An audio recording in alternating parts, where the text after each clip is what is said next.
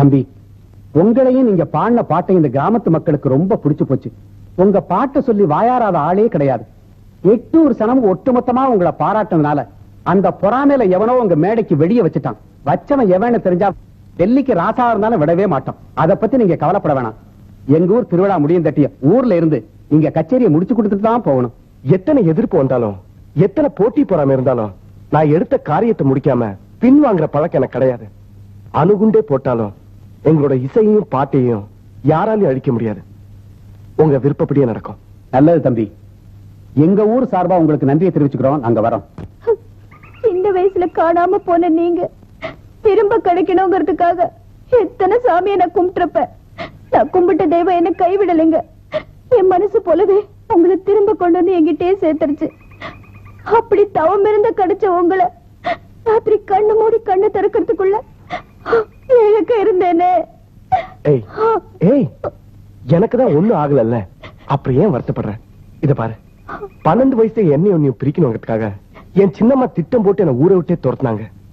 அவங்க போட்ட திட்டம் பகல் கனவாயிருச்சு. நான் திரும்ப இந்த ஊருக்கே வந்துட்டேன். வந்திருக்கிற நான் தான் தெரியுமோ தெரியாதோ அந்த துரப்பாண்டி என் மேல வஞ்சம் வச்சுட்டான். வெறும் ஊர்னி தண்ணியை மட்டும் குடிச்சு வாழ்ந்த அவனுக்கே இவ்வளவு தந்திரம் தெரியுதுன்னா, ஊர்னி தண்ணியும் குடிச்சு காவிரி தண்ணியும் குடிச்சு கங்கை தண்ணி வரைக்கும் குடிச்சிருக்க எனக்கு எவ்வளவு தெரியும். நானும் அவனால பாத்துறேன். எதுக்குங்க இந்த விஷ பரீட்சை? அப்பாவை பார்த்து நீங்க தான் முருகங்கிறது சொல்லிடலாங்க. பைத்தியம், அவசரப்படாத. வந்திருக்க நான் தான் அந்த அதிகார கூட்டத்துக்கு தெரிஞ்சா நாம 2 பேரும் ஒண்ணு சேர்த்துக்கு இடைஞ்சல் ஆயிடுவாங்க. எந்த காரணத்தை கொண்டோ நம்ம 2 பேர் விஷயம் வேற யாருக்கும் தெரிய வேண்டாம். திருவிழா முடிஞ்சதும் நானே மாமனை நேர்ல பார்த்து எல்லா விஷயத்தையும் சொல்லி நம்ம கல்யாணத்துக்கு ஏற்பாடு பண்றேன். இனிமே வானமே இடிஞ்சு உன் மேல விழுந்தாலும் உன் கண்ணுல கண்ணீர் வரக்கூடாது. புரிஞ்சுதா? எங்க சரி ஐயா கொஞ்சோண்டு சரியா?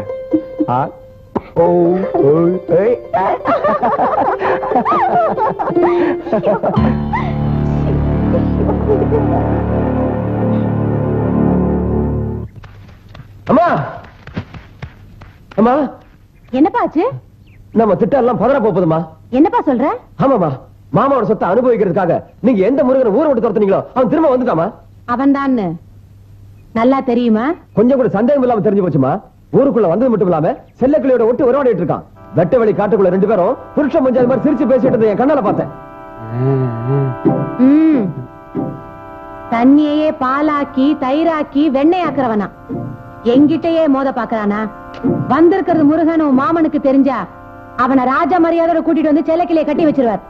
அதனால கண்ணுல பார்த்தத கனவா நினைச்சு மறந்துரு. மத்தத நான் பாத்துக்கிறேன்.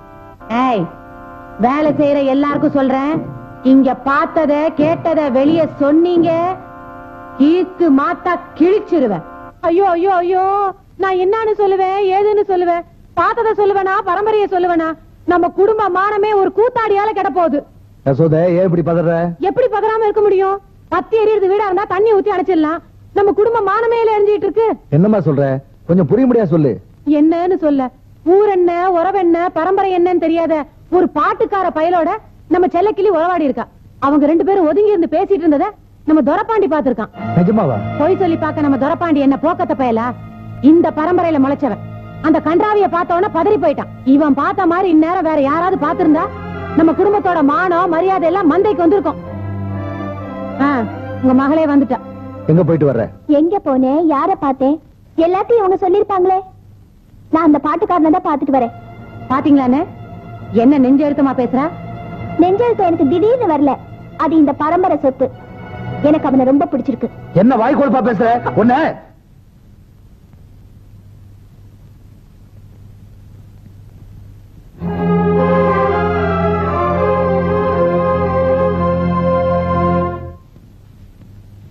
என்ன எங்க போயிட்டு வராப்ல?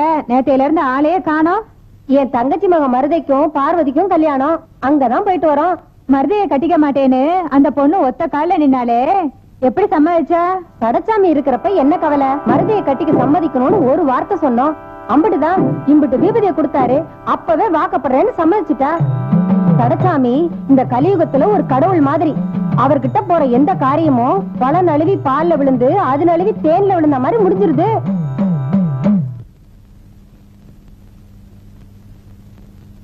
அரண்மனையார் குடும்பம்னா அழுத பிள்ளையும் வாய மூடும். அப்படிப்பட்ட நாம மையும் மறந்துன்னு வைக்கிறது நம்ம பரம்பரைக்கு தகுமாமா? ஏறு கட்டி வாழ்ந்த பரம்பரை பேர் கட்டு போயிடக்கூடாது. இன்னார் மக செல்லக்கிளி எவனோ ஊர் பேர் தெரியாத ஒரு பையனோட சகவாசம் வச்சிருக்கான்னு நார சிரிக்கிகளாம் நாக்கு மேல பல்ல போட்டு பேசி விடுவாளுங்க. மானம் கெட்டு மரியாதை கெட்டு வாழ்றதை விட அரண்மனையார் குடும்பத்தை சேர்ந்த அத்தனை பேரை நாண்டுகிட்டு சாகலாம். அந்த பையன் தனிப்பட்டு வந்திருந்தானா தடியால 4 வச்சு ஊரை விட்டு துரத்திடலாம். அவன் பொது காரியத்துக்கு வந்தவன்.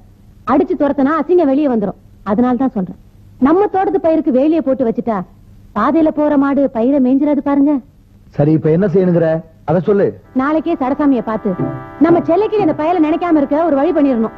என்னம்மா தங்கச்சி இப்படி சொல்லுதே, நீ என்ன நினைக்கிற? என்கிட்ட என்னப்பா யோசனை கேட்டுக்கிட்டு, நல்லது கெட்டது உனக்கு தெரியாதா? நீ பார்த்து முடிவெடுத்த சரிதான்.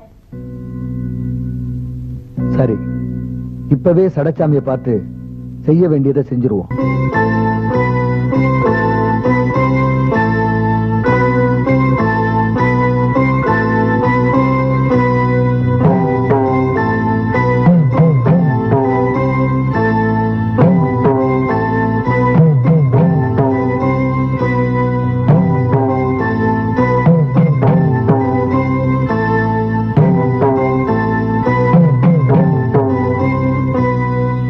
சாமி வணக்கங்க. உங்களுக்கு என்ன வேண்டும்? சாமி, என் மக செல்லக்கிளி ஊரு பேர் தெரியாத ஒருத்தன் கூட சிரிச்சு பேசி பழக ஆரம்பிச்சுட்டா. பேச்சளவோட இருக்கிற என் பொண்ணு அவங்கிட்ட மனச பறி கொடுத்துட்டான்னா என் பரம்பரையோட மானமே போயிடும் சாமி. அரண்மனையார் குடும்பத்துல இப்படி ஒரு மானக்கேடான சம்பவம் நடந்ததே இல்ல சாமி. அதற்கு நான் என்ன செய்ய வேண்டும்? எங்க வீட்டு பொண்ணு அவனை நினைக்க கூடாது, அவன்கிட்ட பேசக்கூடாது. வீட்டுல பெரியவங்க என்ன சொல்றாங்களோ அதை கேட்டு நடக்கணும். தாயே, வந்திருக்கிற மக்கள் எண்ணம் நிறைவேறணும். அவங்க பரம்பரை மானம் காப்பாற்றப்படணும். இந்த நிமிஷத்தில் இருந்த அந்த மகள் அவனை நினைக்க கூடாது. ஓம் ராம் ரீம் ஓம் கை ஓம் ரா ஓம் ரா.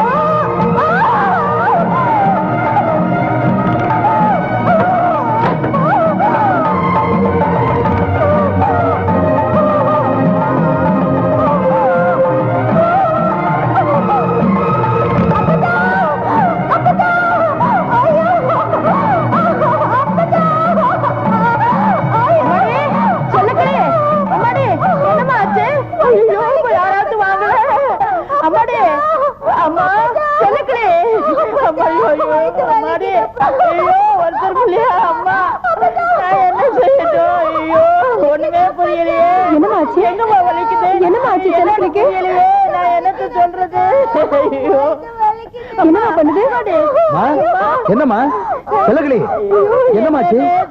என்னாச்சு?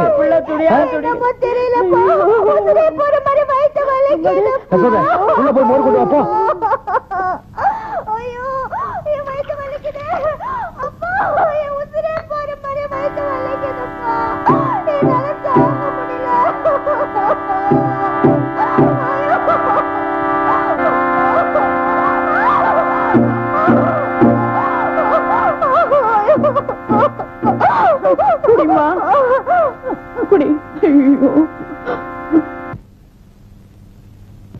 நான் தான் முருகன் தெரிஞ்சதுக்கு அப்புறம் ஒரு நாளைக்கு 2 தடவை வந்து பாத்துட்டு போவான். இப்ப என்னடா 2 நாளா ஆளையே காணோம். ஒண்ணுமே புரியல. அண்ணே, திருவிழா நேரண்ணே, வீட்டுல ஏதாவது வேலை இருந்திருக்கும், அதனால வந்திருக்க மாட்டாங்க. எனக்கு அப்படி தோணலப்பா, ஏதோ ப்ராப்ளம் நடந்திருக்கு. அண்ணே, ப்ராப்ளம் அப்படி இப்படி கம்பி சொல்லியிருந்தீங்களே, அங்க பாருங்க மயில மாதிரி நடந்து வராங்க. நாங்க அப்படி ஒழிக்கிறோம், உங்க காதல் கேஸ் அவுத்து விடுங்க. ஏன்னு வருங்கால திரும்பி பார்க்காம போறாங்களே, ஏதோ வசவசா நடந்திருக்குமோ? ஏய் செல்லக்கிளி, ஏய்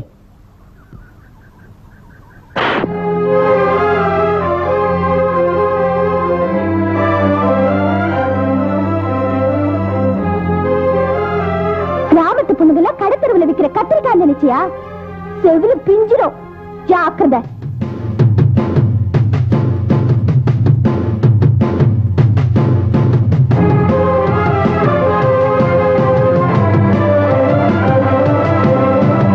ஏன்டா கண்ணா அப்படி பாக்குற? ஏண்டாவா? என்ன ஆம்பளைய கூப்பிடுற மாதிரி கூப்பிடுறீங்க? This is Madras language. ஆம்பளைய வாமாம்போ, பொம்பளைய போடா அப்படிம்போ. அப்படியா? அப்படித்தான். நீங்க கிட்டார் வாசிக்கிறவரு, ரசிகர்கள் உள்ளத்துக்குலாம் சொந்தமானவரு. உங்களை நான் சொந்தமாக்கிக்க போறேனே, அது சரிதானான்னு யோசிக்கிறேன். என்னுடைய கிட்டார் வாசிப்பினால லட்சோப லட்சம் உள்ளங்களையும் காதுகளையும் குளிர வைக்குது. நீ என் இதய ராணி. என் இதயத்தை உங்ககிட்ட திருட்டு கொடுத்துட்ட. நீயும் நானும் கிட்டாரும் கம்பியும் போலவும் ட்ரம்பெட்டும் சைட்ரம் மாதிரியும். வழக்கமா எல்லா ஆம்பளைங்களும் சொல்றதான் நீங்களும் சொல்றீங்க. ஏய், லவ்ங்கிறது யூசுவல் ஃபார்முலா. அதுக்காக யாரும் பண்ணாமலா இருக்காங்க. Come on. இதெல்லாம் கல்யாணத்துக்கு அப்புறம். நான் ஃபாரின் இன்ஸ்ட்ருமெண்ட் வாசிக்கிறேன். எல்லாமே என்கிட்ட ஃபாரின் டைப்ல தான் இருக்கும். 500 வருஷம் நாங்க அட்வான்ஸா போயிட்டு இருக்கிறோம். அதனால எல்லாத்தையும் ஃப்ரண்ட்ல வச்சிட்டு மேரேஜ் மட்டும் பேக்ல வச்சுக்கலாம். அதான் முடியாது. ஏண்டா முடியாது? வந்துட்டா பொண்டாட்டி தினவன். முதல்ல தாலியை கட்டு, மத்ததெல்லாம் அப்புறம். அங்கிள், நம்ம நாட்டுக்கு உன்னோட நாகரிகம் ஒத்து வராதுப்பா. இந்த பாரு, நீங்க 2 பேரும் வயலு வாய்க்கா வரப்புன்னு சுத்துறத ஊர்க்காரங்க எல்லாம் பாத்துட்டாங்க. முதல்ல கல்யாணத்தை பண்ணு. என்ன கல்யாணங்கிறது 1000 காலத்து பயிர். ஏயா இப்ப நான் என்ன 5008 5020 நான் சொன்னேன்? அவசரப்படாத. என்ன ஒரு மாதிரியா பேசுற? இதெல்லாம் வீட்டுல கேட்கணும்பா. என் பொண்ணை தொடும்போது என்கிட்ட கேட்டா தொட்ட? டேய் மாமா, இந்த மாதிரி நீ அவசரப்பட்டுதான் எங்க அக்காவை அடிச்சு கொன்னு தனியா உட்கார்ந்து தின்னுக்கிற. This is love. இதுல அவசரப்படக்கூடாது. பெருசா மீச வச்சிருக்க உனக்கெல்லாம் இத பத்தி புரியாது.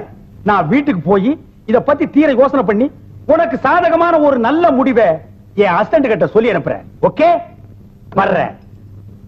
Hi darling, I will meet again. Oh, this kiss நான் மறந்தே போயிட்டேன்.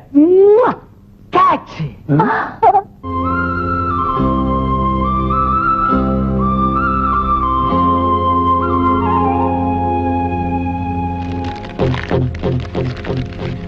செலக்கிளி, நீ நடந்துக்கிறது கொஞ்சம் கூட பிடிக்கல. முருகன் மேல உசிரையே வச்சிருக்காரு. அப்படிப்பட்ட மனுஷனை அத்தனை பேருக்கு மத்தியில கை நீட்டி அடிச்சிட்டியே. 10 பேருக்கு மத்தியில கைய பிடிச்சு இழுத்தான்னா அப்படிப்பட்ட திமிரு பிடிச்ச பயல சும்மா விடக்கூடாது. இங்க பாரு, மனசுக்கு பிடிச்சவள ஒரு ஆம்பளை கைய பிடிச்சு இழுக்கிறதும் கொஞ்சம் சகஜம் தானே. அவன் மனசுக்கு மட்டும் பிடிச்சிருந்தா போதாது, எனக்கும் பிடிக்கணும். உனக்கு புத்தி கித்தி கெட்டு போச்சுன்னு நினைக்கிறேன். அதான் இப்படி வளர்ற. நான் ஒண்ணு பைத்தியக்காரி இல்ல. நல்லது எது கெட்டது எதுன்னு எனக்கு தெரியும். இதுக்கு மேல ஏதாவது பேசுனீங்க எனக்கு கெட்ட கோவம் வரும். மலை கோயிலுக்கு போய் படி பூஜை செய்யணும். நான் வரேன்.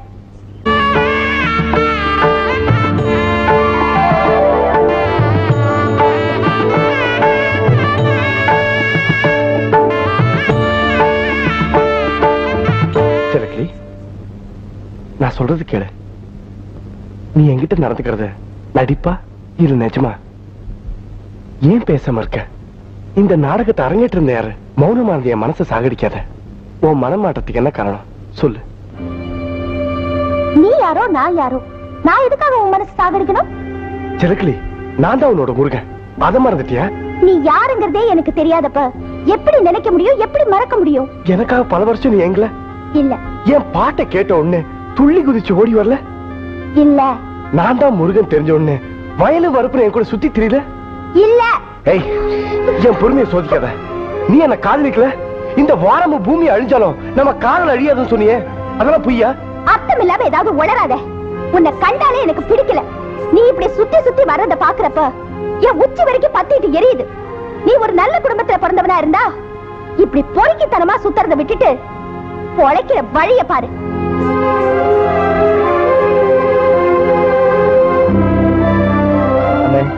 அந்த பொண்ணு மனசை யாரோ கெடுத்து வச்சிருக்காங்க. அதான் வேண்டாதவன்ட்டு பேசுற மாதிரி பேசிட்டு போகுது. இனிமே நம்ம தாமதிக்க கூடாது. உடனே உங்க மாமா பார்த்து நீங்க தான் முருகங்கிற விஷயத்த சொல்லிடணும்னு.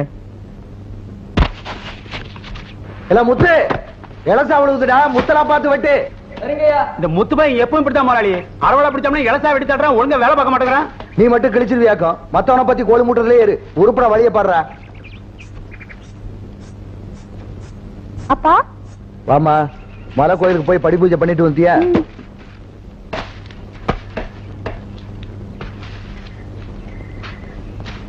ஏமா ஒரு மாதிரியா இருக்க? யாராவது ஏதாவது சொன்னாங்களா? அதெல்லாம் ஒண்ணும் இல்லப்பா. நம்ம ஊருக்கு புதுசா பாட வந்திருக்கிற பாட்டுக்கார என்ன சுத்தி சுத்தி வந்துகிட்டு இருக்கான். இன்னைக்கு மலை கோயிலுக்கே வந்துட்டான். யாராவது பார்த்தா அசிங்கமா நினைச்சுக்க மாட்டாங்க? அதான்ப்பா மனசே சரியில்லை. இதுக்காகவா இடிஞ்சு போய் வர்ற? சரி சரி, நீ வீட்டுக்கு போமா, நான் பாத்துக்கிறேன். போமா. சரிப்பா.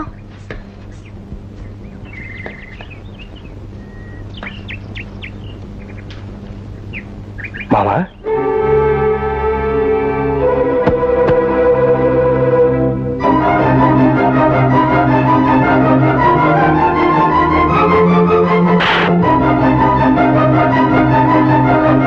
யாருக்கு யாரடா மாமா?